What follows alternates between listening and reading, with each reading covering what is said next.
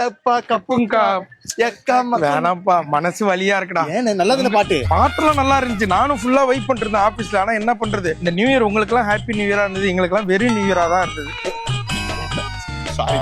இருந்து ஒரு இத்தனை வருஷம் வெயிட் பண்ணதுக்கு எங்கெங்கெல்லாம் போய் எல்லா இடத்துலயும் அப்டேட் கேட்டு ஒரு வழியா படம் வருதே அப்படின்னு ஒரு சந்தோஷத்துல இருந்தோம்.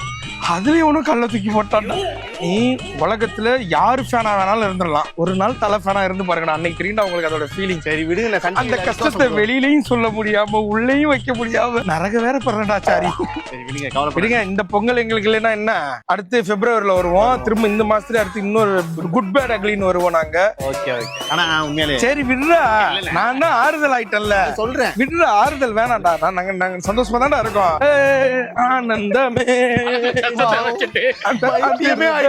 நல்லா இருந்த மனுஷன் ஒரு படம் ரிலீஸ் ஆக தள்ளி போடணும்னு எவ்வளவு மன உளைச்சலாகி என்னென்ன பண்ணிட்டு இருக்காரு. என்ன பண்ண சும்மா இருக்க மாட்டாரு. பழைய படத்துல எடுத்து பார்த்து வெளியேற்றிட்டு இருப்பாரு.